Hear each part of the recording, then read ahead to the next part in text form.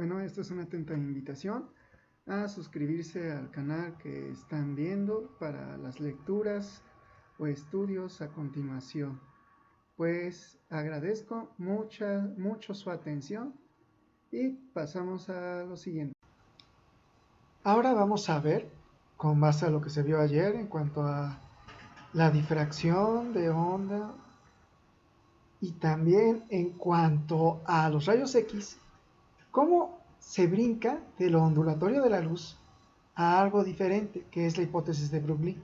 Ya no hipótesis, vamos a ver que ya no es hipótesis, pero esto nos permite hacer un reconocimiento que en física podemos tener tantas cuantas elucubraciones matemáticas que queramos, podemos demostrarlas, podemos darles consistencia, lógica matemática, pero si no está el experimento que nos respalde, solamente queda como una mera especulación. Frente a ello, espero que se pueda aprovechar este video y gracias por la atención. Buen provecho. El día de ayer vimos acerca del cálculo de los rayos X, cómo poder observarles en la cristalografía y cómo incluso nos sirvió para ver la estructura del ADN o DNA. Los biólogos a veces les gusta usar el anglicismo de DNA, pero para poder explicarlo en su nivel divulgativo de español le llamamos ADN. Y a veces incluso le podemos llamar ADN en la literatura en español, ¿no? Aún siendo un poco formales. Pero hay que ver que también de Broglie pudo darnos una hipótesis de trabajo que ya no es hipótesis de trabajo, sino, y ya no le vamos a llamar incluso teoría en sentido de cariño, sino una propuesta. Tenemos a la propuesta de las ondas de de Broglie. ¿Qué significa esta propuesta de las ondas de de Broglie? La propuesta de las ondas de de Broglie, perdón, de repente no me sale bien estar con el mouse. La propuesta de las ondas de de Broglie es de que si uno va a lo que es el efecto fotoeléctrico que nos propone Albert Einstein, Einstein propone el efecto fotoeléctrico con base a la propuesta de Planck de que si nosotros hacemos un contraste de la energía radiante o la potencia radiante de la luz con base a la temperatura de un cuerpo que vamos calentando, que va a pasar desde el infrarrojo hasta el ultravioleta en una curva que se llama planckiana, esto se da siempre y cuando ocurra esta distribución de energía, esta razón energética, de lo que Planck propone una constante.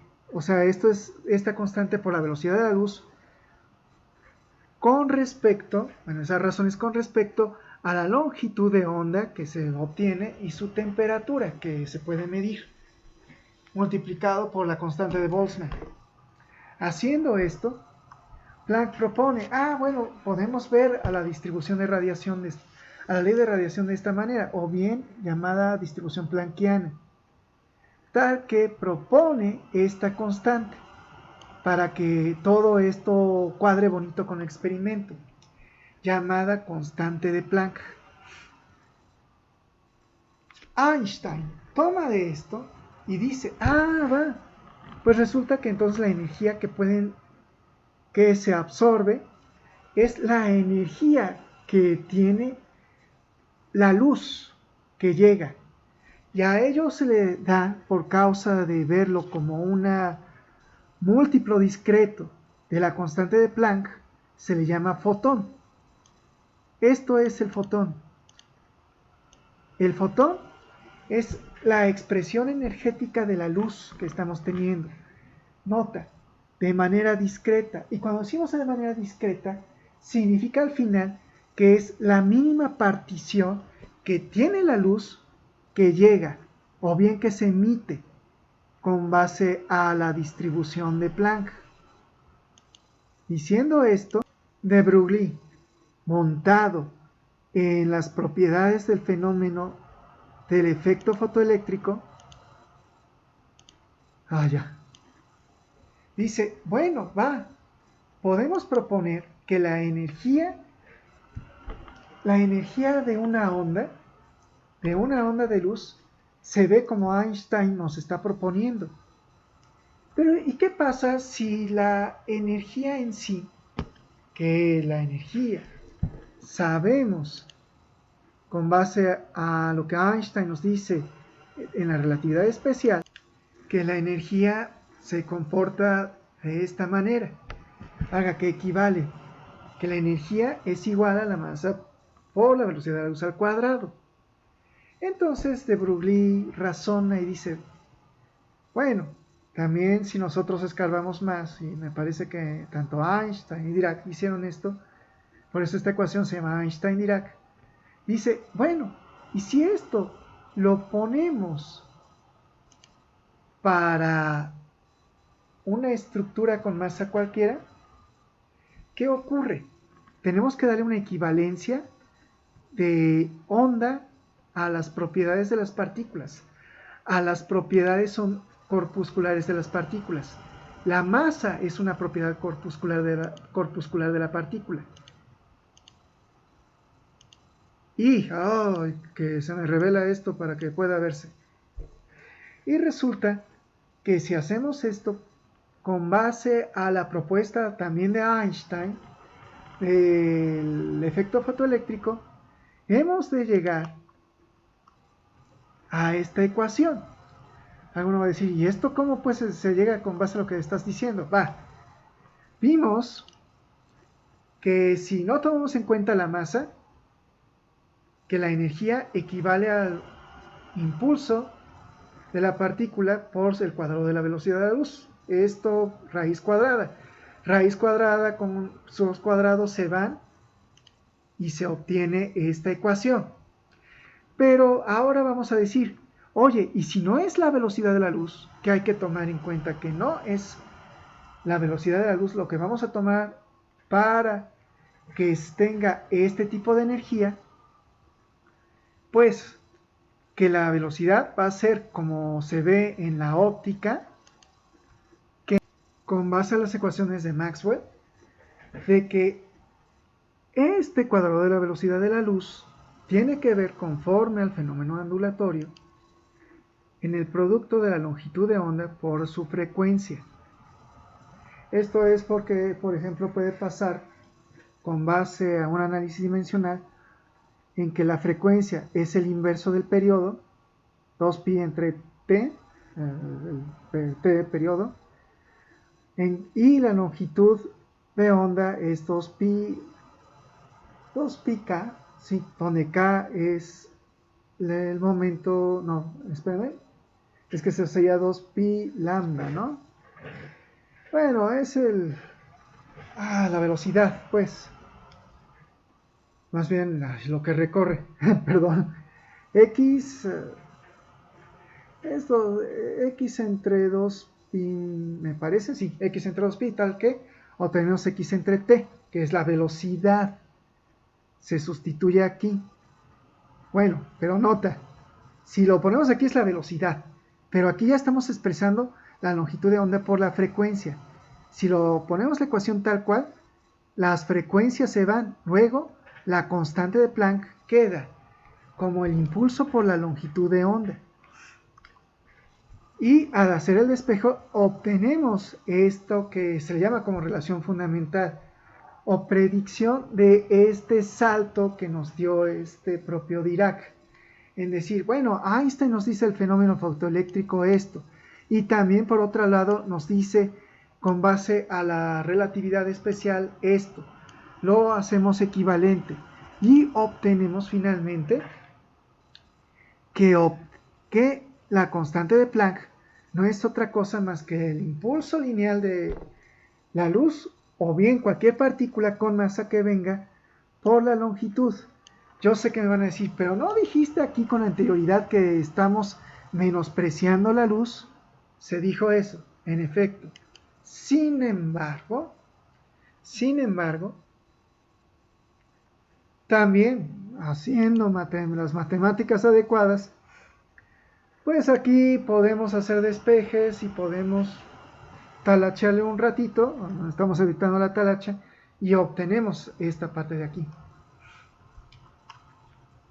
¿Cómo lo podemos ver?